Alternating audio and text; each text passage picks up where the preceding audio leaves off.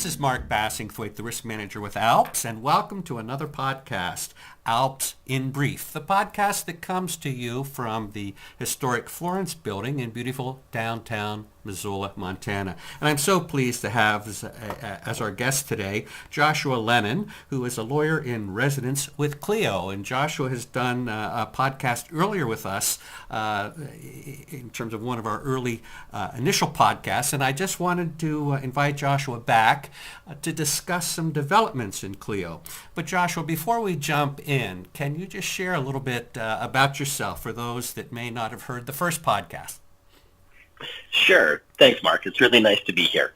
So I'm Joshua Lenon. I'm Clio's lawyer in residence, and that means I am an attorney admitted to New York, but I help Clio out of Vancouver, Canada, with legal research into the intersection of technology and the practice of law. I also serve as Clio's data protection officer, helping us with compliance issues and research into the special privacy and confidentiality needs of legal technology and how we can really increase the security and protection of both law firms and their clients through the use of technology. I've been doing this for about 6 years now. I've been really lucky to be a part of the explosive growth of Clio, and I quite frankly have one of the best jobs in law, I think. I would agree. What is happening with Clio is really exciting. One of the reasons I wanted to visit with you is Clio is now, has recently celebrated their 10th anniversary, as I understand it, and I've also heard that your 2018 Clio Cloud Conference, which occurred last fall in New Orleans, was quite an event. And I thought we'd just start out by having you share sort of what's going on. What are the exciting things that, what made 2018 a big year for Clio? So there are a couple things that made 2018 a really big year for Clio. One of the words that leaps to mind is growth. We've grown both externally in terms of the number of law firms that we work with. We now currently work with 170,000 legal professionals in 90 countries around the world. We also have continued to grow our relationships with organizations like bar associations and law societies, whereas we're now offered as a member benefit by 66 different bar associations. Wow. And law societies around the world. Excitingly, one of the oldest law societies in the world, the Law Society of England and Wales, is now offering Clio as its exclusive cloud-based member benefit, which is kind of cool. So we get to go over to England and visit just amazing historic locations that have influenced the common law around the world. So that's been really cool. That is cool. Now, it just underscores you do have a very cool job. So, yeah, please continue. Yeah. What other exciting things are going on? We're growing like a weed internally at Clio as well. So we actually just topped 350 employees. So that's 350 experts in their field, either building the back end of Clio or providing award-winning customer support to our customers. And one of the things that kind of leapt our headcount forward is we acquired our integration partner, Lexicata.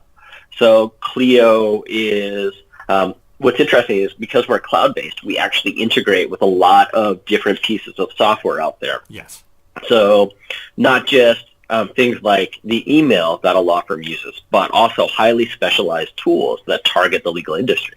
And we have approximately 160 integration partners right now. And one of our oldest and most popular is a company called Lexicata. They designed a client intake application that enables firms to really walk a potential client through the discovery phase, the consultation phase, and finally the retention phase of becoming a client with a law firm. And we realized that this was an area of legal technology that we could be performing better at. Mm-hmm. And so we took a look, like any organization does. Do we go out and buy a piece of software that does that, or we build it ourselves? And we had such a great fit, both organically and technically with Lexicata, that it just made sense to merge. And so it's our first acquisition ever as a company. We brought on 30 new employees, an office in LA, and a whole new software suite, which means that we now help law firms not only manage their practice, but manage the onboarding of clients into their practice. And that's been an incredible accomplishment in 2018. Yeah, that's a really big deal, and kudos to you guys. That's exciting news. That really is. One of the things that I took note of from the cloud conference, I didn't attend, but I have been on the site and just looking at all the different speakers, and it looked like it was a fantastic conference. But I was very interested too in the legal trends report, and you had given a presentation not too long ago, I believe, sort of talking a bit about legal trends, the legal trends report, and I was interested in you talked a bit about sort of lawyer missteps.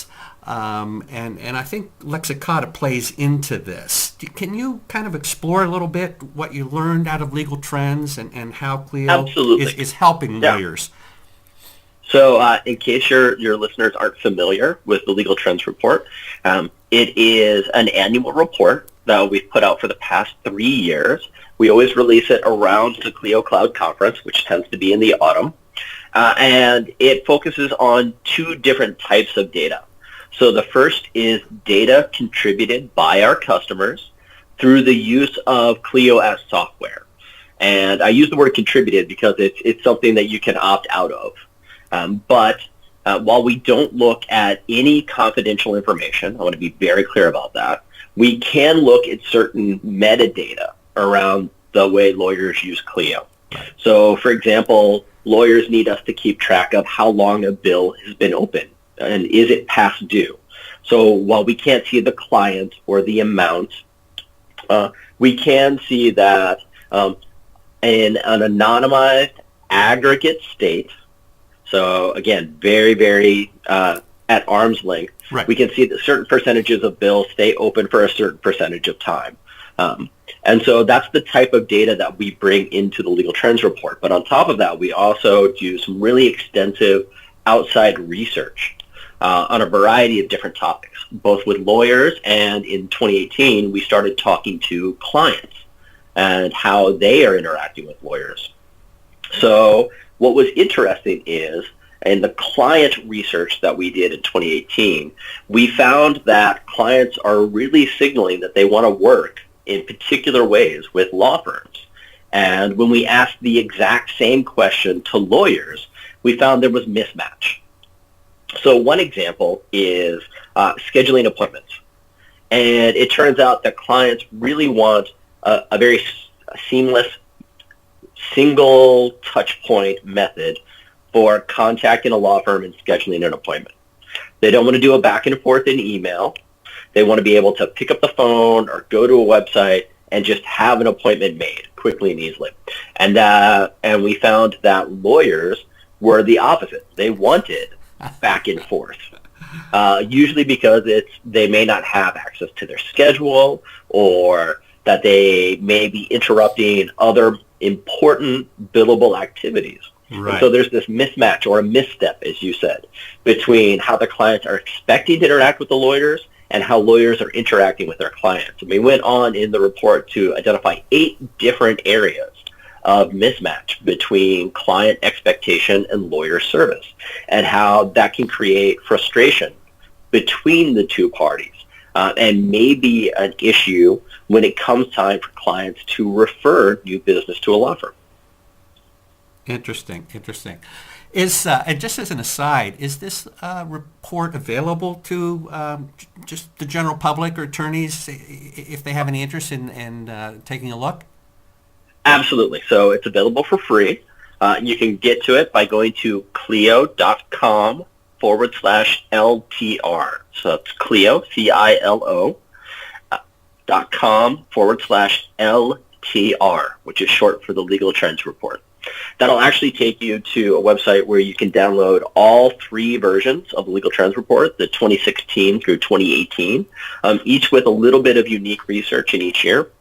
And we've also provided some tools on that website based off of the research as well. So, for example, you can actually take a look at the billable rates per practice area, per state, for both lawyers and non-lawyers, and compare your own rates to them to see if you're charging maybe a premium for a high-value product, or if maybe you're thinking about being a volume-based law firm, and are your rates then competitive with the law firms around you? It sounds like a lot of great information there. Mm-hmm. Any news on new features being released? Absolutely. So in addition to acquiring Lexicato, we've actually been rewriting it, and we're launching it in January of 2019 as a completely new system that we're calling Clio Goro. And so it takes all the great features of client intake that Lexicato had already built, puts a little bit of Clio research and design on top of them, and makes it more deeply integrated with the Clio practice management solution. So if you're looking to bring on a client intake tool, it's going to be a seamless experience between the two. Yeah. In addition to that, within Clio's practice management, we've actually added a ton of new features. One of the things that has been most well received is we've built in payment plans into Clio right now. So in 2017, we added built-in credit card processing, because our research found that if a law firm had the ability to accept credit cards, they actually get paid about 33% faster. Yeah, it doesn't surprise me at all. Yeah, and so if we can help our customers have a better accounts receivable, we figured we should. So we negotiated a very sweetheart exclusive deal with LawPay, and LawPay is now built in to Clio and can help you accept credit card payments. So if you turn on LawPay in Clio, and it's provided at no additional charge, then you can also turn on payment plans, and it allows you to take an invoice, structure a series of payments, including how often it gets paid, and we'll just run that automatically in the background for you. It's been incredibly well received with people helping individuals in particular, so family law lawyers, for example, or traffic and DUI, DWI lawyers are finding it to be a really helpful tool for bringing clients in, helping them afford legal services, and helping the law firm's bottom line. So that's been an incredibly well-received one. One that I think is really neat on top of that is a feature we're calling Clio Launcher. And it is a downloadable plugin that you put on your computer, and anytime you see a document in Clio, if you click on it, it'll just open that document in whatever appropriate piece of software is on your computer. So if you've got a Word document stored in Clio, for example, you click on it, it'll open in Word, and then when you click Save, it will save it directly back up to Clio's servers.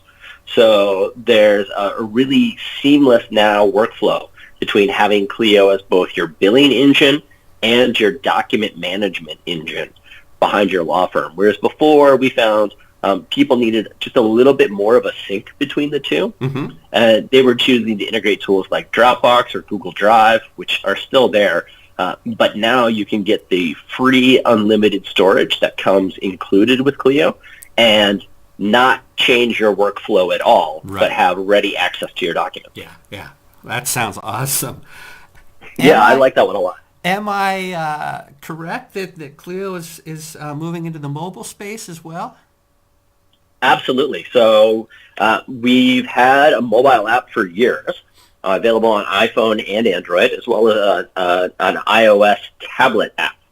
And what's really interesting is there's been kind of a change in mobile architecture. Okay. All right.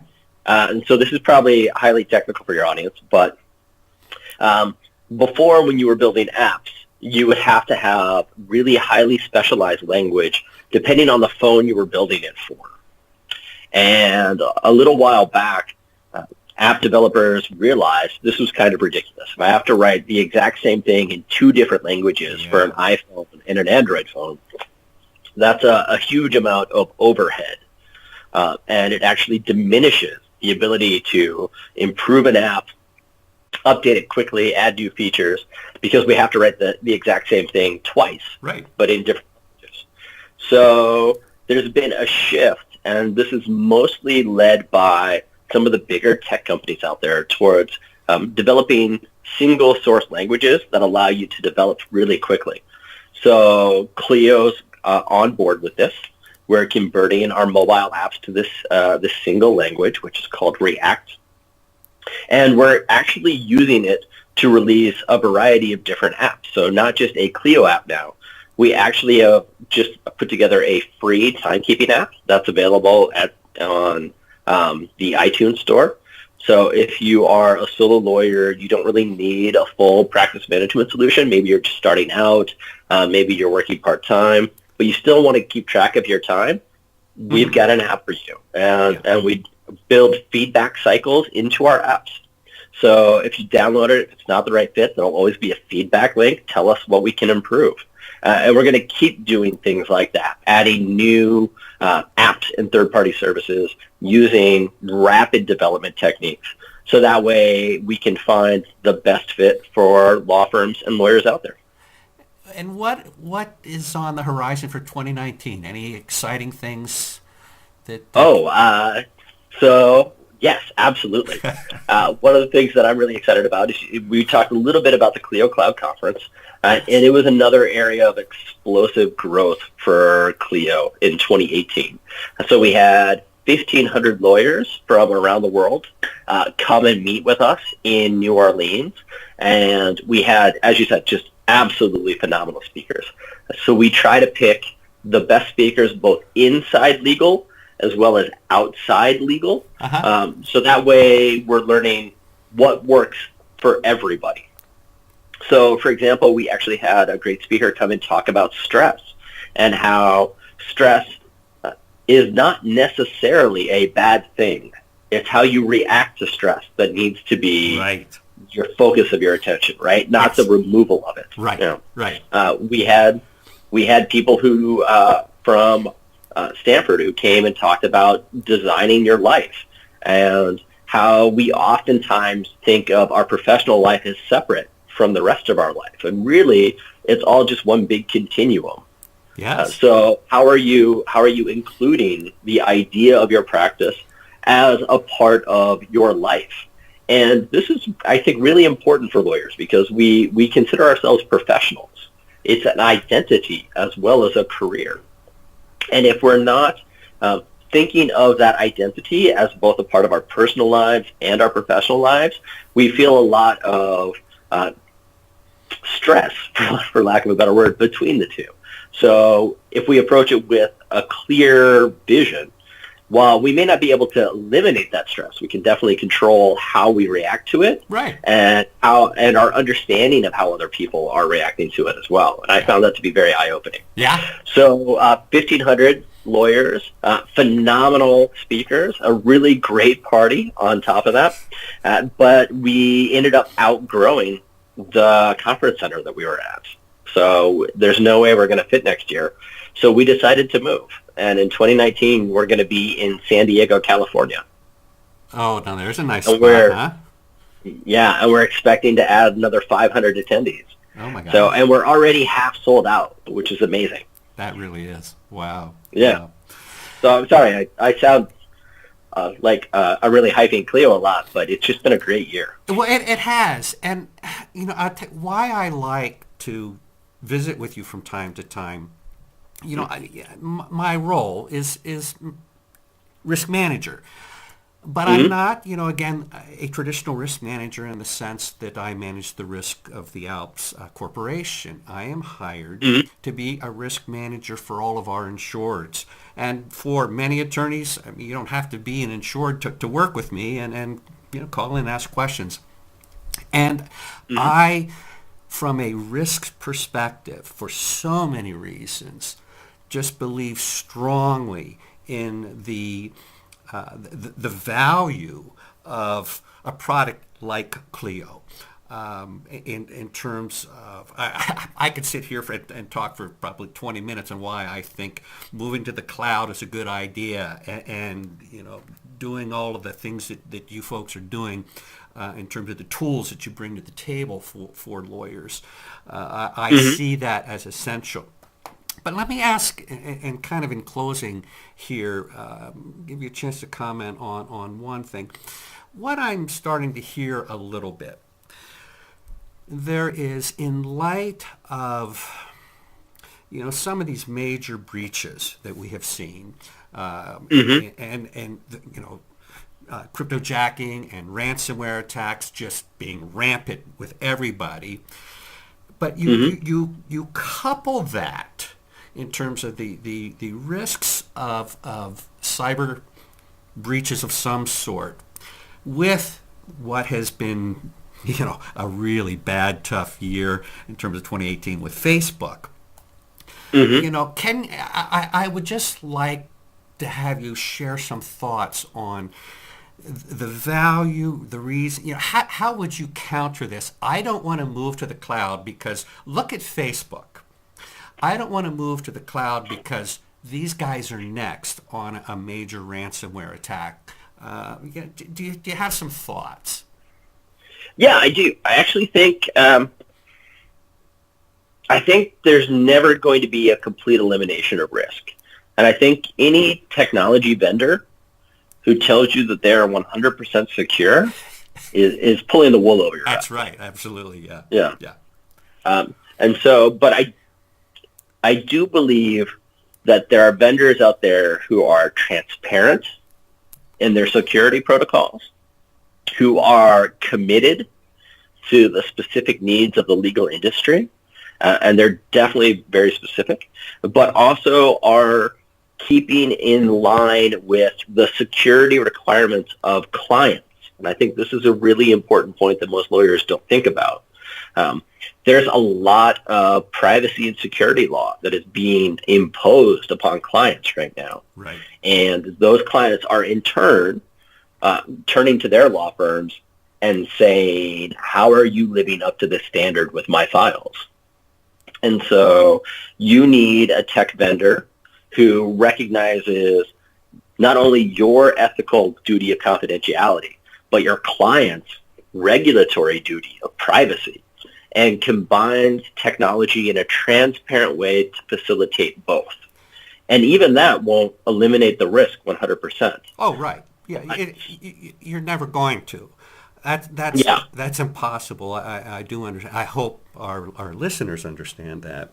Am I understanding correctly that, what I think differentiates companies like Clio is that when you approach the build, the software and hardware build in terms of how am I hearing that the design from the bottom up is really looking at what are the obligations lawyers have, what are the regulatory issues clients face, and where security is thought through from the beginning, as opposed to, hey, let's build this cool thing and call it Alexa. And I'm not picking on Amazon here, but it's been a bad day for them today. So yeah. But do you appreciate where I'm going? It sounds like, and I just want to confirm that I'm hearing this correctly, that design in terms of preserving confidences and security are very much part of the design process from the very beginning, as opposed to a last minute, we should think about that. Yeah, actually, there's an industry approach that's called privacy by design. And in some instances, it's required, legally speaking. So the General Data Protection Regulation out of Europe is really trying to push privacy by design on a whole host of different businesses. But yeah, it absolutely needs to be a part of any consideration when it comes to building technology that handles sensitive data, which I think we're beginning to discover is all technology handles sensitive data at this point. So how we do it at Clio is, as per our terms of service, we actually take on some of the responsibility of that risk, where we commit ourselves to industry best practices. And we are very transparent in whom we use as part of our back end. It's called sub-processors in privacy law, under GDPR. So we're required to disclose those sub-processors. We're required to vet those sub-processors. We're required to see that they meet the same contractual obligations to us that we commit to you. And so there's a shared risk that comes with using a good, transparent vendor. But it is a risk, and I don't think we can ignore that. I do think that dollar per dollar, cloud computing gives you the best security for your money right now when you pick a transparent, reputable vendor. And the economies of scale that can be affected with cloud computing outweigh anything a small law firm can put together on their own. Yeah. And the one other counterpoint I would give to that is I think a lot of lawyers believe that because they're small, that they're also obscure and that nobody's targeting them. And what we've seen is, unfortunately, with things like malware, yes, that people may not be targeting them specifically, but they're still being caught in these giant dragnets you bet, of security risk. And so if you're trying to go it alone, what you're really doing is you're just setting yourself up to be caught in one of these dragnets. Yeah. I couldn't agree more. I hope our listeners, that's one to note. Well, listen, Joshua, I have taken more time than I think I should. I know you're a busy man here. I really appreciate your taking the time to visit with us, and to all of you listening, I hope you found something of value here. And my desire with this podcast really is just to try to have you hear firsthand the value of what cloud products can bring to the table in terms of enhancing your practice from a security side to just creating all kinds of efficiencies. So if you have been hesitant to look at these kinds of things up till now, I hope you will rethink it. You've got at least one risk manager here at ALPS saying, hey, this is a really good idea. And from an insurance industry perspective, I certainly think now's the time to make a move. So, Joshua, again, thank you very much. I appreciate your time. To all of you listening out there, if you have another topic you'd like to hear discussed at some point in the future, or a guest you'd like to have join us, please don't hesitate to reach out. You can reach me at mbass@alpsnet.com. Thanks for listening. Joshua, have a good one. You too, Mark. Thank you. You bet.